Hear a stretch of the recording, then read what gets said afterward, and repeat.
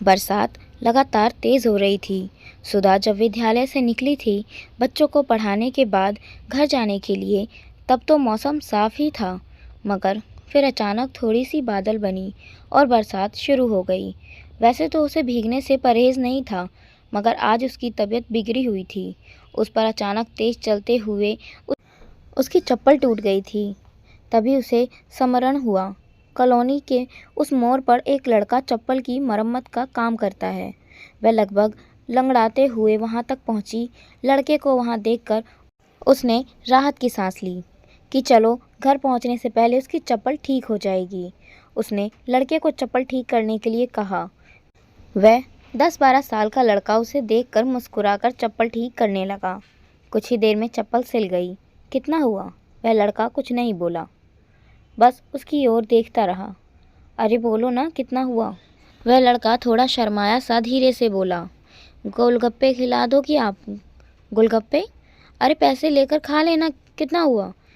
पैसे तो पापा ले लेते हैं। मतलब उन्हें बस अपनी शराब से मतलब है। वो अभी आएंगे और ओह अच्छा चलो। गोलगप्पे खाते खाते सुधा ने उससे पूछा, तुम पढ़ना नहीं चाहते? पढ़ना नहीं? क्यों? अगर मैं पढ़ूंगा तो कमाएगा कौन? मतलब तुम्हारे मम्मी पापा? मम्मी पापा तो अपाहिज हो गए थे एक एक्सीडेंट में। 2 छोटे भाई बहन हैं। वो आपके स्कूल में पढ़ने जाते हैं। वहाँ सभी अध्यापकों की तारीफ करते हैं। मेरा बड़ा मन था कभी आप जैसे व्यक्तियों के साथ कुछ समय रह सकूं, इसलिए सुधा निशब्द सी कुछ गोलगप्पे खाकर पैसे देकर वहाँ से निकल गई। मगर अब जब भी उधर से गुजरती है तो बहाने से वहाँ थमती है और उस लड़के के साथ बातचीत करती है और दोनों गोलगप्पे भी खाते हैं। अब वह दोनों दोस्त बन गए हैं। वह लड़का अक्सर उससे तरह तरह के सवाल पूछता है। पढ़ना चाहता है, इसीलिए सुधा उसे वहीं कुछ किताबें काफ़ी देर तक पढ़ाई करवाती रहती। एक शाम उसकी बातें रोककर सुधा ने उससे बताया, सुनो, 2 दिन बाद जा रही हूँ मैं अपने बेटे के पास। शायद ही वापस आना होगा। क्यों?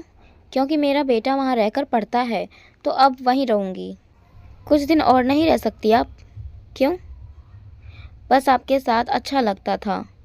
परसों मेरा जन्मदिन है जो मैं मनाती नहीं हूँ अपने पति के बाद से, मगर इस बार बेटा चाहता है कि मैं उसके साथ जन्मदिन पर वहाँ रहूँ। तो कहते हुए सुधा घर आ जाती है। जन्मदिन से पहले की शाम अखबार में लिपटी गिफ्ट दरवाजे से सुधा के हाथों में देकर वह लड़का झट से चला जाता है। सुधा अखबार खोलती है तो उसमें हरे रंग की सूती साड़ी थी। सुधा साड़ी पहनती है, उसकी सिली चप्पल भी, फिर चल देती है दुकान पर। वह लड़का चुपचाप बैठा हुआ था। उसे देखते ही पास आता है और देखकर मुस्कुराकर तारीफ करता है। तुमने कैसे जाना कि मेरी पसंद का रंग? सुधा हैरानी से बोली। माँ को यही रंग अच्छा लगता था। अचानक फिर से आज बरसात शुरू हो गई थी। पानी बरस रहा है। दोनों के चेहरे भीगे हुए थे। पता नहीं बरसात से या आंसुओं से। एक प्यार सी भरी ममता और स्नेह का ताना बाना बुनती सुंदर रचना।